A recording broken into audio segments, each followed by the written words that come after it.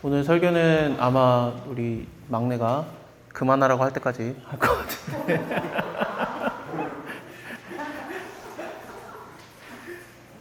오늘 욥기 37장부터 그만하라고 할 때까지 보겠습니다. 욥기에서 지금 그 엘리후의 얘기를 중심으로 저희가 보고 있는데요. 이제 엘리후의 37장을 마지막으로 하나님께서 말을 이어가실 겁니다. 저번에 36장 후반에서 번개에 대한 얘기를 엘리후가 얘기를 했어요. 번개가 울리는 소리를 네가 알 수 있겠느냐. 그 소리도 알지 못하면서 어떻게 하나님의 음성을 네가 안다고 하느냐. 그렇게 얘기를 했었고, 그리고 그 번개라는 것을 생각할 때 지난 시간에 얘기했던 거를 잠깐 말씀을 다시 드리면은, 번개라는 것을 통해서 하나님께서는 만민을 징벌하기도 하시며, 이게 31절입니다. 만민을 징벌하기도 하시며 같은 번개로 또 비를 내리게 하니까 이런 것들로 식물을 풍부히 주시느니라. 그러니까 같은 번개인데 하나님의 대적에게는 이게 징벌의 무기이고, 그리고 하나님의 편의 선자들에게는 이 번개라는 것이 하나님께서 식물을 풍부하게 주시는 좋은 것이에요. 그것이 맞다고 생각을 합니다. 저는 하나님께서 우리에게 베푸신 것들은 다 선하다고 봐요. 근데 그것을 우리가 하나님 편에 서 있으면 선한데 하나님의 편에 서 있지 않으면 악합니다. 예를 들면은 선악과 같은 거, 우리가 어떻게 하나님 왜 이렇게 안 좋은 걸 주셨습니까? 생명나무 먼저 먹지만, 우리가 그런 생각을 하지만 선악과라는 것이 어떻게 악한 거겠어요? 그러니까 하나님을 명령을 순종할 수 있는 아주 간단한 걸 하나님 주셨고, 그 하나님의 말씀에 순종함으로써 우리는 영광을 얻기 때문에, 영광은 이 땅에 없어요. 하늘 위에 두셨나이다 했기 때문에 영광이 뭔지도 몰라요. 근데 그 영광이라는 것을 하나님이 우리에게 허락을 했었던 거거든요. 솔로몬의 모든 영광을 합쳐도 드레피는 백합화의 영광만도 못하다라고 예수님이 말씀하셨어요. 이 땅에 영광이 없어요. 하늘 위에 두셨기 때문에. 그래서 지극히 높은 곳에서는 하나님께 영광이요, 땅에서는 기뻐하는 입은 자들의 평화로다. 이 땅에는 평화랑 뭐 칭찬과 명성밖에 없지, 영광은 나중에 받는 거예요. 근데 그 영광이라는 것은 하나님 말씀에 순종함으로써만 얻는 것이거든요. 근데 그것을 너무나도 쉽게 얻게 하기 위한 게 선악과라는 거였어요. 근데 그것을 사람이 하나님 편에 쓰지 않고 하나님의 반대편에 섰을 때는 그것이 악이 되는 거죠. 그러면 선악과는 그렇다 치고 생명나무는 무조건 좋은 것이냐? 하나님께서 보시기에 그것이 하나님 편에 서지 않은 인간들이 먹으면 위험한 걸 아시기 때문에 즉시 쫓아내신 겁니다. 우리 생각만 해도 알죠. 영원한 삶을 얻은 죄인이 얼마나 무섭겠습니까? 악인이 영원한 삶을 갖고 있다. 그것처럼 무서운 게 없죠.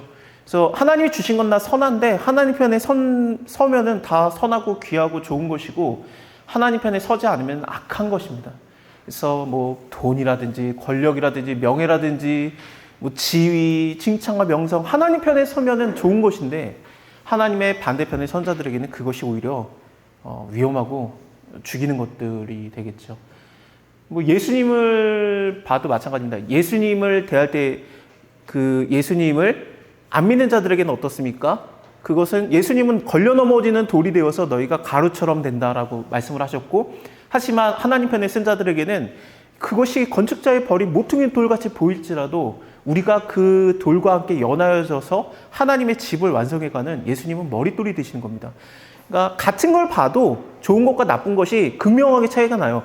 이건 좋은 거니까 내가 갖겠습니다. 이건 나쁜 거니까 안 가질래요. 예를 들면은 칭찬과 명성은 좋은 거니까 하나님 주시옵소서. 고난은 됐어요. 하나님 이건 당신 주지 마세요. 그러지만 하나님 편에 쓴 자들에게는 고난도 선한 거예요. 그러니까 예수님께서 눈먼 자의 눈을 뜨게 하는 것도 선이고, 그 다음에 자기 스스로가 눈이 가리워져서 맞으시는 것도 선이었습니다. 왜냐하면 하나님 편에 서 있기 때문에. 영광의 옷 변화산에서 그 영광의 옷을 입는 것도 선이고, 옷이 완전히 벗겨지는 것도 선이었습니다. 하나님 편에 서 있기 때문에 그렇습니다. 맞으시는 것도, 징계를 받음도, 심지어 죽음도 하나님 편에 서 있으면 그게 선이에요. 그래서 이것을 하나님을 믿는 자들에게는, 하나님을 사랑하는 자들에게는 모든 것이 협력하여 선을 이루느니라라는 것이 말씀이 되는 거고 그렇습니다. 힘든 것, 괴로운 것, 징계, 고난, 뭐 질병까지라도 하나님의 편에 서게 되면 그것이 다 선으로 하나님께서 얼마든지 바꿔요. 그러니까 내가 하나님 이거 해주세요, 이거 해주세요, 이거 해주세요, 이거 해주세요, 이거 해주세요, 그거 다 응답 줄줄이 받는 것보다 더 빠른 게 뭐냐? 내가 하나님 편에 서게 해주세요. 그러면 하나님께서 그걸 다 선으로 바꿔요. 그러니까 우리의 죽음도 유익함이라 라는 말들이 나오는 거고, 내가 약함으로 강함이 되었다라든지, 너가 네 몸에 가시가 있는 것이 너에게 은혜가 족하다. 그러니까 내가 너한테 잘해준 게 많으니까 그까짓 거 아픈 거 참아라가 아니라 너가 아픈 것 자체가 은혜이고 그 은혜가 만족스러운 것이다라고 하나님 말씀하신 거죠. 그러므로 내가 크게 기뻐하였다라는 바울의 고백처럼 하나님 편의 선자들에게는 내 고난, 힘듦, 아픔이 나는 이해가 안 가겠지만 그게 선이에요. 번개라는 것이 그런 의미였죠. 그래서 이것이 만민을 징벌하기도 하는 것이면서 하나님 편의 선자들에게는 어떻습니까? 이것이 식물을 풍부하게 하는 거예요. 이 번개 얘기를 하면서 37장을 이어갑니다. 이로 인해서 내 마음이 떨며 자기 처소에서 떠느니라. 37장을 말할 즈음에 번개 소리가 나기 시작한 것 같아요. 그 번개 소리라든지 천둥 번개 소리가 분명히 들렸던 것 같고, 이로 인해서 내가 처소에서 떠느니라, 하나님의 음성 곧 그 입에서 나오는 소리를 들으라라고 하는데, 자, 그 3절에 보면은 그 소리를 천하에게 퍼지게 하며 번개빛으로 땅에 이르게 하신다라고 하고, 그 후에 음성을 발하시고 위엄에 울리는 음성을 내셨다. 그 음성이 들릴 때 번개빛을 금치 아니하였다. 하나님이 기 음성을 울리신다라고 하기 때문에 엘리후 같은 경우에는 그 번개, 천둥 소리를 하나님의 음성이라고 인식을 한 것 같습니다. 설명을 드려야 됩니다. 왜냐하면은 번개 치면 저게 하나님의 소리고 내가 지금 못 알아듣는 건가? 그렇게 생각할까봐 제가 이걸 설명을 드려야 되는데, 엘리후가 이 얘기를 할 때 쉽게 말하면 욥기에서의 그 시대적 배경이 창세기 후반이에요. 왜냐하면은 그 엘리바스라는 사람, 대만 사람 엘리바스, 욥의 세 친구 중에 제일 나이가 많았던 사람이고, 욥에게는 아버지 뻘이라고 나옵니다. 그래서 그 엘리바스가 누구냐면은 에서의 아들이에요. 에서가 그 낳은 자 중에 엘리바스가 있습니다. 그리고 엘리바스가 대만이라는 자를 낳는데, 그러니까 대만 사람 엘리바스라고 하면은 그 엘리바스가 맞는 사람이에요. 맞아요. 그러니까 어떻게 아들인데 대만이냐? 그럴 수 있습니다. 대만이라는 사람이 거기에서 어떤 좀 추장처럼 왕처럼 등극을 했기 때문에 그 지역 이름이 대만으로 불린 거예요. 마치 세겜성에서 세겜이라는 왕자가 그 이름 자체가 그 땅의 이름이었듯이, 나홀성도 아브라함의 동생이죠. 그 나홀이라고 불렀듯이 유명한 사람이 거기 살면 거기 그 동네 이름이 그 이름을 따라갑니다. 그래서 대만이라는 사람이 세력을 얻었는데 대만의 아버지가 엘리바스예요. 그래서 엘리바스가 대만 사람 엘리바스예요. 그가 욥과 대화를 하고 있다. 그러면은 에서의 아들이기 때문에, 그 말은 뭐냐면은 창세기 후반 시대 사람이에요. 시대적으로는 앞으로 400년 지나야 모세가 모세오경 쓰기 시작할 겁니다. 그러면 이 땅에 욥이 있을 때 성경이 없어요. 모세는 400년 후에 태어날 거니까. 그러니까 성경 말씀이라는 게 적혀져 있지 않은 이때에 엘리후가 할 수 있는 얘기가 뭐냐? 너가 성경 말씀을 봐라라고 할 수 없어요. 하나님의 음성을 읽어봐라라고 할 수 없어요. 오직 자연을 통해서 하나님을 찾는 방법밖에 없었습니다. 그래서 천둥 번개 소리를 들으면서 하나님의 음성을 네가 들어라라고 말할 수밖에 없었습니다. 자연을 통해서 우리가 하나님을 찾을 수 있습니까? 그렇습니다. 시편 19편에 나오죠. 그 태양은 달리기를 기뻐하는 장사 같아서 그 신랑이 마치 이 끝에서 저 끝까지 운행하는 것처럼, 뛰어가는 것처럼 태양이 이게 진행한다고 나와요. 그래서 그 온기에서 피하여 숨은 자가 없고, 태양이 그것을 그 궁창을 지나갈 때 하나님의 영광을 선포한다라고 하는데, 그 선포하는 소리가 당연히 안 들리죠. 태양이 지나가면서 무슨 소리를 하겠습니까? 뭐 한국말을 하겠습니까? 영어를 하겠습니까? 히브리어를 하겠습니까? 근데 그 태양이 지나가면서 하나님의 영광을 선포하는데, 그 영광의 소리는 듣지 못하지만, 정확하게 알아듣지는 못하겠지만, 우리가 태양을 보면서 그 태양을 만드신 하나님을 알고, 하나님이 그 태양을 운행하는 걸 우리가 알아요. 그렇기 때문에 그 하나님의 만드신 것을 통해서 우리가 하나님을 알아갈 수 있다라고 시편 19편에서 말하고, 그거 갖다 우리가 잘 모르니까 19편 중반부터 여호와의 말씀을 순결하여 우리의 영혼을 소생케 하고, 여호와의 말씀을 정결하여 우리를 악에서 나오게 하고, 꿀과 송이꿀보다 더 달도다, 내가 그것을 사모해야 되겠다, 나의 숨은 허물에서 나를 건져낼 자 누구랴, 고범죄를 짓지 말게 하사 죄가 나를 휘두르지 못하게 하옵소서, 나의 입의 모든 말과 나의 마음의 묵상이 주께 연락되기를 원하나이다 하면서 그 19편 자체가 진짜로 적어주신 말씀과 그리고 자연에 기록하신 말씀이 같이 나와요. 그 자연에 기록하신 말씀을 하나님께서 우리에게 보여주신 말씀들을 어렵게 말하면 일반 은총이라고 말합니다. 성경에 써주신 거는 특별 은총이라고 말하고, 내가 그림을 그리면은 그 사람의 성령이 드러나잖아요. 피카소가 그림을 그리면 이 사람 참 특이하다, 이걸 알듯이 하나님이 만드신 걸로 하나님의 성향을 알아요. 그래서 엘리후 입장에서는 아직 특별 은총, 성경 말씀이 없는 상황이었기 때문에 자연에 하나님의 쓰신 것들을 보면서 하나님을 알아가는 그 정도 수준이었습니다. 그러니까 하나님의 음성이 어떻겠느냐, 네가 들을 수 있겠느냐, 천둥 소리도 네가 못 알아듣잖아, 이렇게 얘기를 했던 거죠. 그러면은 지금부터 네가 들어라, 저 천둥 소리를 네가 헤아릴 수 있겠느냐. 우리에게 헤아릴 수 없는 일들을, 큰 일들을 행하는데 하나님께서 눈을 명해가지고 땅에 내려라라고 한다는 거죠. 그리고 비를 내리고, 눈을 내리는 이유가 참 특이합니다. 하나님이 눈을 명해서 땅에 내리라 하시고 적은 비와 큰 비도 그같이 내리게 하시느니라. 그러니까 비가 오는 거, 눈이 오는 게 다 그냥 오는 게 아니라 하나님의 계획과 하나님의 섭리와 하나님의 명령을 받아서 순종하고 있는 건데, 그렇게 해서 이루어지는 하나님의 섭리가 무엇이냐? 각 사람들이 손을 봉하며, 손을 봉한다라는 게 일을 쉬게 하다예요. 좀 쉬어라, 그러면서 하나님이 눈을 내린다는 거죠. 좀 쉬라고.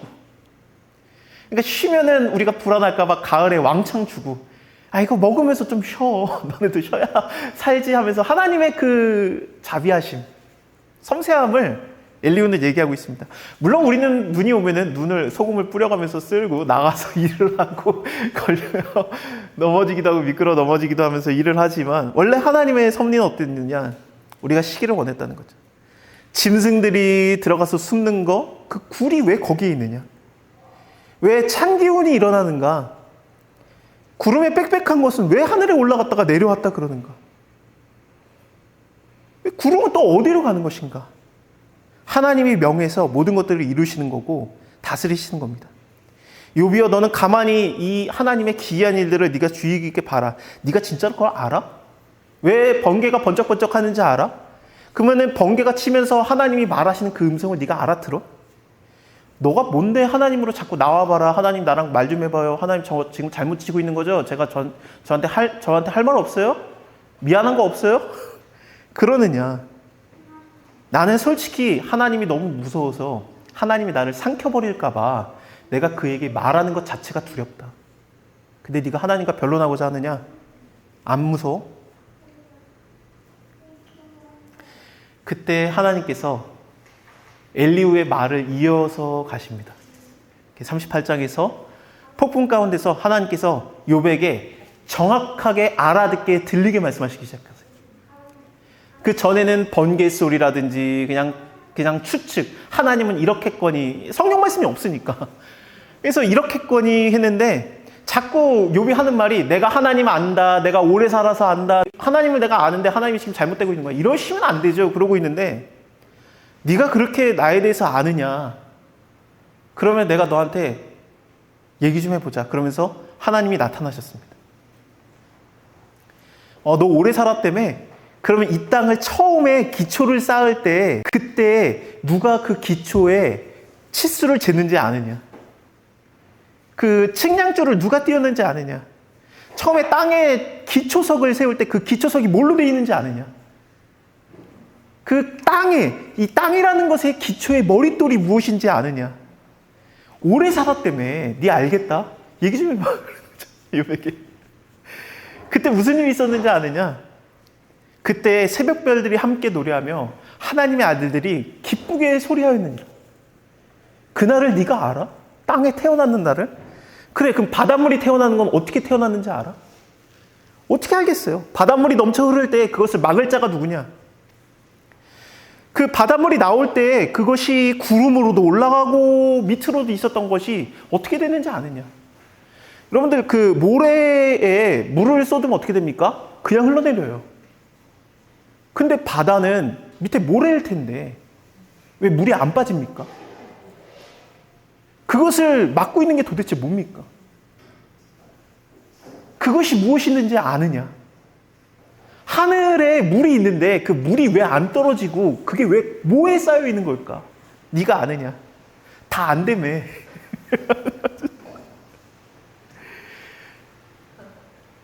바다가 굉장히 교만한데 하나님께서 말하신 바다는 교만하다. 교만한데 그 물이 막 넘어오려고 할 때 그 경계선을 정한 자가 누구냐? 왜 못 넘어오는지 아느냐? 하나님이 말한 거예요. 너 교만한 물아, 여기에서 그칠지라 하였노라. 그래서 거기서 못 넘어온다는 거예요. 계속 넘어오려고 교만을 떠는데 하나님이 여기까지다, 더 넘어오지 마라 했기 때문에 못 넘어오고 있느니라. 바다의 근원은 도대체 어디고 그 밑에 있는 사망의 문이, 사망의 그늘진 문을 네가 보았느냐? 땅의 깊이를 네가 측량하였거든 말해봐라. 알아? 그럼 광명의 처소는 어디냐? 빛은 도대체 어디서 나온 것이냐? 이거 하나님이 자주 말해요. 21절에 네가 나이가 많으니까 그때 네가 낯섰겠다, 알겠다. 그런 거죠. 이걸 하나님이 비꼬는 게 아니에요. 욥이 내가 다 알아, 내가 다 알아. 지금 잘못됐어 그러니까 하나님이 네가 아는 게 뭔데 너가 이것도 모르면서 나에 대해서 어떻게 안다고 생각하는데 그러는 거죠. 하나님 저한테 어떻게 이럴 수 있어요? 네 생각이지 그거는. 근데 하나님이 이루시는 것을 네가 과연 알고 그게 선인지 네가 믿을 수 있겠느냐? 예수 그리스도의 십자가 죽는 것이 선인지 네가 알겠느냐? 제자들도 몰랐어요. 내가 당하는 고난이 진짜 선인지 내가 믿을 수 있습니까? 몰라요. 하나님이 일일이 변론해줘야 되느냐? 못한다는 거죠. 그게 우리가 못 알아들으니까. 여러분들 세상의 이치들을 다 알 수 있습니까? 제가 미국에서 박사님들을 많이 만났습니다. 예, 아무래도 학교에서 제가 오래 있었기 때문에 공부도 저도 이렇게 같이 했었기 때문에 신학교뿐만 아니라 많은 박사님들을 만났어요. 그래서 박사 하셨다면서요? 뭘로 박사 따셨어요? 그랬더니 알래스카 앞바다에 있는 새우의 6번째 다리가 왜 짧은지에 대해서 연구를 했대요.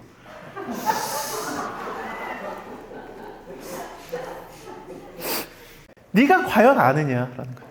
네가 과연 아느냐? 폭우의 길을 누가 내었느냐? 번개의 길을 누가 내었느냐? 묘성을 왜 하나님이 거기다 두셨는가? 묘성이라든지 삼성이라든지 그 별자리거든요. 그것이 왜 변하지 않고 그 자리에 계속 있을까? 그게 마치 묶여있는 것처럼, 띠로 띠는 것처럼 왜 그 자리에 계속 있을까? 하나님께서 말하는 게 그거를 왜 안 풀고 있는지 아느냐?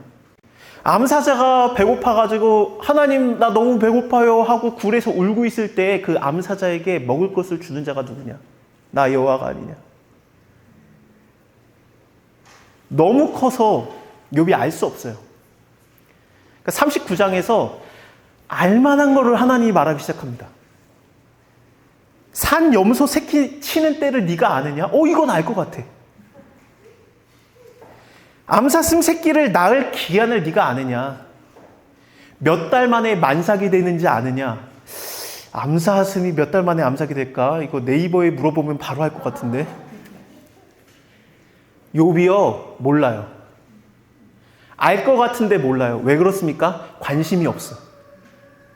너 주변에서 계속 일어나는 일이라도 네가 관심이 없고 다스리며 지키지 않고 네가 창조하지 않았기 때문에 네가 모른다는 거야. 세상이 만들어지는 것도 모르고 네 주변에 있는 것도 모르면서 관심이 없어서 네가 나에 대해서 안다고 하나님 말씀하시는 거야. 들나귀들이 자유케 되는 거. 왜 들나귀들은 그렇게 난리를 치면서 뛰어다니는지 아느냐? 들소가 힘이 세다마는 들소를 네가 길들여가지고 너 힘이 세구나 네가 밭을 갈아라라고 할 수 있느냐? 우리에 들어가지도 않는다. 쓰레를 끌 수 있게 하겠느냐? 곡식 모으는 걸로 개를 쓸 수 있겠느냐? 들소는 안 그런다. 너 30장에서 타조가 네 친구라고 했지? 내 친구들도 다 떠나고 내 가족도 다 떠나고 내 옆에는 타조가 나의 친구라고 했지? 타조가 네 친구야? 타조가 즐거이 날개 친다마는 그 깃털과 털에 인자가 베푸는 것처럼 그렇게 한다마는 인자가 넘치는 것 같다마는 알을 땅에 버려두고 모래에 더러워지게 하고 발에 깨어질 것이나 들짐승에게 밝힐 것으로 생각하지 아니하고 새끼에게 무정함이 마치 지 새끼가 아닌 것처럼 알을 버려두느니라. 왜 그런지 아느냐? 심지어 구로한 것이 헛될지라도 구로한 것이 헛된다라는 게 구로하다가 뭐냐면은 해산의 고통이에요. 그러니까 알을 낳느라고 해산의 고통을 했는데도 알이 깨지든지 말든지 관심도 갖지 않는 게 타조다. 타조 안 되며 타조가 왜 그러는지 아느냐? 내가 그에게 총명을 주지 않았기 때문에 그렇다. 하지만 내가 그에게 준 것이 무엇이냐? 그 말과 말을 탄 자를 경히 여기느니라. 뛰면은. 그럼 하나님이 너무하는 거 아닌가? 그렇지 않죠. 저번에도 말씀드린 것처럼 알이 안 깨져요. 그리고 독수리가 가지려고 해도 잡히지가 않아요. 그리고 여우가 깨먹으려고 해도 알이 깨지지가 않습니다. 근데 타조가 새끼가 부화할 때만 그때만 딱 약해지면서 타조 새끼가 나올 수 있게 하나님이 보호하신 겁니다. 하나님이 다 다스리며 지키는 거예요. 너가 타조의 친구라고 했는데 타조에 대해서 네가 아느냐? 내가 다스리며 지키는 거야. 너는 아무것도 관심 없잖아. 네 아무것도 모르잖아. 말에게 힘을 줬다 내가. 네 말의 힘을 알아? 그 목에 흩날리는 갈기를 네가 입혔느냐? 그가 뛰는 거, 위험성 콧소리, 그게 두려우니라. 말이 어떤 존재냐? 전쟁을 무서워하지 않고 칼을 맞아도 두려워하지 아니하고 물러서지 아니하고 전쟁에서의 빛나는 작은 창과 큰 창의 쟁쟁거리는 소리, 땅에 삼킬 만한 맹렬한 나팔 소리를 들어도 물러서지 아니하고 나팔 소리에 오히려 그 소소히 울다라는 게 콧김으로 우는 거예요. 말이. 그러면서 싸움의 냄새를 맡고 장관들의 호령과 떠는 소리를 듣고 있다. 말은 두려움이 없다. 매가 올라갈 때 그 길, 날개, 너가 그것들을 다 아느냐? 욥은 아무것도 몰라요. 하나님의 창조와 하나님의 섭리와 하나님의 보호하심과 그 엄청난 하나님의 간섭하심을 욥은 아무것도 몰라요. 관심이 없으니까. 근데 욥이 계속 했던 얘기가 뭐냐? 하나님은 나한테 관심이 없다. 하나님 나 잘못 쳤다. 하나님이 나에 대해서 오해하고 있으니까 내가 잘못한 것보다 더 많이 치셔가지고 하나님 뭔가 잘못됐다. 하나님 말씀하시는 게 네가 그렇게 생각했어? 오해하고 있구나. 내가 너한테 관심이 없기는. 네가 말한 거 다 들었어. 30장에서 타조 얘기했던 거 내가 들었다. 묘성에 대해서 내가 얘기하는 거 들었다. 번개, 엘리우랑 얘기하는 거 37장, 36장 얘기 들었다. 다 들었어요, 하나님이. 내가 너한테 관심이 없기는 하나님이 얘기는 안 했어요. 하지만 우리는 알죠. 욥아, 너 정신 차려. 하나님이 너한테 관심이 없기는. 1장에서 사단에게까지 자랑을 했어. 하나님이 너를.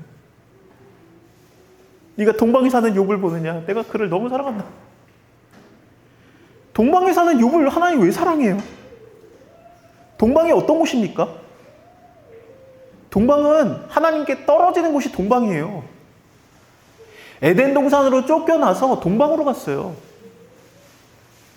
가인이 거기서도 죄를 져서 동쪽으로 더 갔어요. 노아의 방주가 끝난 다음에 죄 짓는 자들, 바벨 성을 짓는 자들이 동쪽으로 가다가 신의 평화를 만나서 동쪽에서 그 집을 지었어요.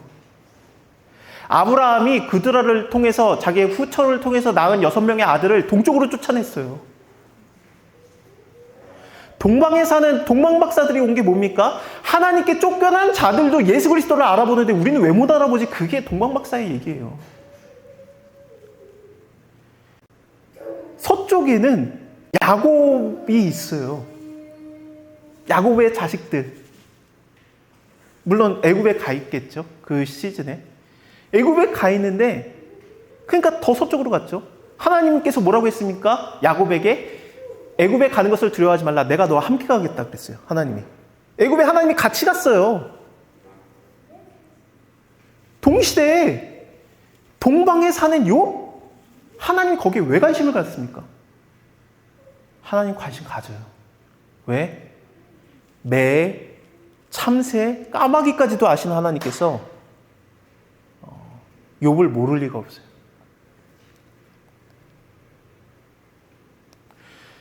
여러분들, 내가 당하는 고난을 하나님 모를 것 같습니까? 기도를 더 해야 하나님이 들을 것 같아요? 내 고난이 길면은 하나님이 관심 안 갖다가 쟤 왜 더 혼났지? 시간 더 넘었네. 이제 미안하다. 내가 해결해 줄게. 그러실 것 같습니까? 암사자에 배고파서 울부짖을 때 그에게 먹을 것을 주는 자가 아니냐. 나 여호와로라. 새가, 까마귀가 배고파서 하늘을 빙빙 돌면서 하나님께 울부짖으면서 배고프다고 할 때 그에게 먹을 것을 발견하게 하는 자가 누구냐? 나 여호와니라. 예수님께서 하나님의 아들 예수님께서 너희가 참새보다 귀하지 아니하냐.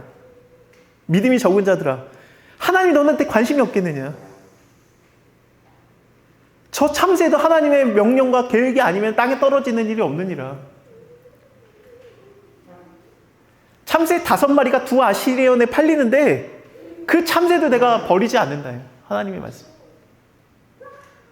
2마리에 한 아시리온, 5마리에 2 아시리온입니다. 계산이 이상하죠? 한 마리 덤이에요, 덤.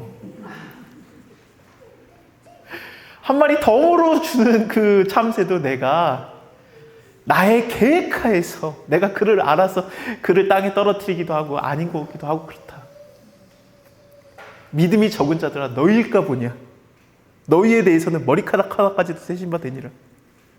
하나님이 너네를 모르겠느냐.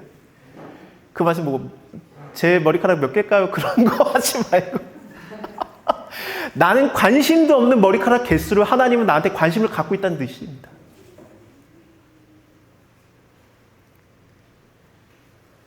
내가 아파하는 거, 내가 신음하는 거, 내 자신보다 하나님이 더 깊이 관심 있어 하시고 그거에 대해서 뜻을 이루려고 하십니다. 물론 내가 하나님 편에 서지 않았기 때문에 이딴 거 필요 없어요. 발로 차고 좋은 걸로 주시옵소서 그럴 거 알지만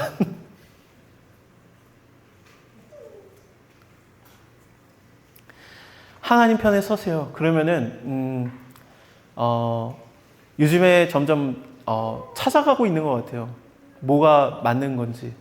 그러면은 예수님께서 죽으시고 부활하신 다음에 제일 먼저 제자들에게 했던 말, 너희가 평안하냐가 뭔지 알 것 같아요. 너네가 지금 문을 잠그고 안에 있구나. 나는 죽었다가 살아났는데 돌무덤을 치우고 나는 나왔는데 너네는 스스로가 문을 잠고 니네가 무덤에 있는 것처럼 안에 있구나. 난 죽었다 살아났는데 너희는 살아있는데 죽은 자처럼 무덤 안에 들어가 있는 자 같구나.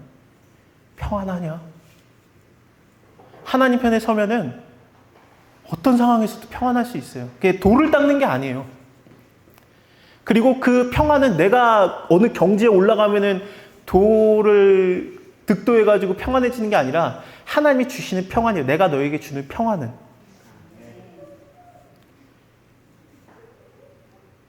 저도 평안하지 않습니다. 두려움과 때로는 고통에서 몸부림칠 때가 많습니다. 어떨 때는 잠을 잘 못 자요. 어떨 때는 자고 일어나서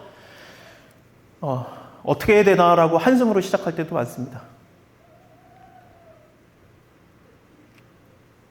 나의 괴로움과 나의 답답함을 나보다도 더 관심 있어 하시고 잘 아시는 하나님께서 우리의 오해를 풀어주기를 기다리고 계세요. 오늘은 제 아들이 그만하라고 하는 것 같으니까 여기까지 하고 다음에 40장부터 이어서 보겠습니다.